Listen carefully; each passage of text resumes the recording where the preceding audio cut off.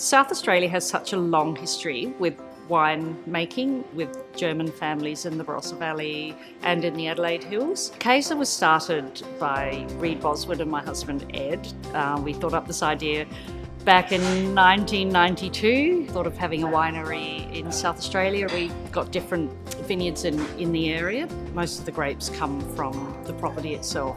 So it's evolved from a very Shiraz-based winery into more Viogniers we've got going there, some Riesling, blends, Merlots, Grenache. We try to source as much as possible locally within this region. A wine such as the Sainted Scholar, made by our Kaesler winemakers, is from Camaraka, which is not far from here. We've been growing strawberries since 1980. It's a family-run, third-generation business. My parents started it in 1980.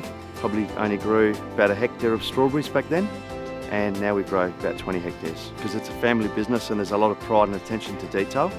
So we're just striving for that extra premium product and just to keep the consumers happy and coming back and buying more.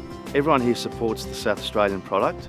You know, if it's strawberries or grapes or wine, everyone seems to get behind it. So as soon as the South Australian strawberries start, everyone just jumps on board, which is really good. So we're now in our 12th year of operation. It's all about craft beer. We make 20 different beers that are distributed all around the state. Agriculture is really important to South Australia's economy when it comes to labour and trade, and even on a national scale, South Australia's agricultural production accounts for around 12%. So I think we all know when it comes to quality, South Australia really holds its own and even outperforms. Woodside was one of the boutique cheesemakers that sprouted up and challenged the Australian palate. And we've always maintained that in the marketplace that we will challenge your palate and we will produce really new, original and gorgeous cheeses, not only looking amazing but also tasting amazing. So I just fell in love with this process, you know, liquid 1 minute, cheese the next minute, and I still feel as passionate today about cheese making and that whole process as I did back then, nearly 20 years ago now. 25 or so years ago, my family was a grower in this region. We grow a lot of produce and supply some of the local merchants. Since 2001, we decided to set up Four Ways Fresh. Subsequently, we expanded and we started buying also other growers' produce and market and selling locally. Now we sell internationally and commence exporting overseas as well. We're quite spoilt for choice with our foods, our quality of our produce, our cheeses, our wines, our vegetables, meats. We have a lot of food artisans who are making spectacular goods that are now marketed all over the world. We eat like kings here.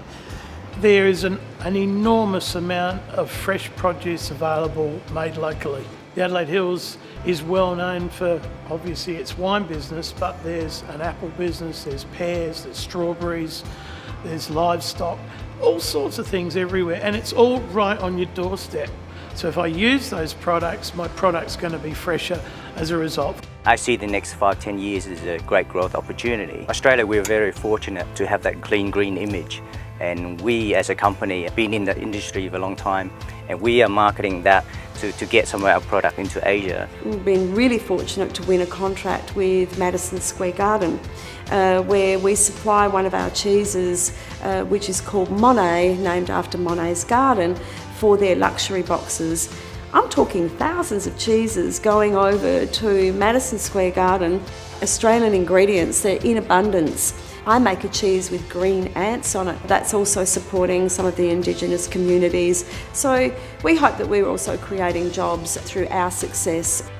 I think, in my opinion, I'm not being biased here, but I think South Australian product has got a nicer taste. If it's our soil, our climate, there's a few factors there, but the taste of the product is far superior in my opinion.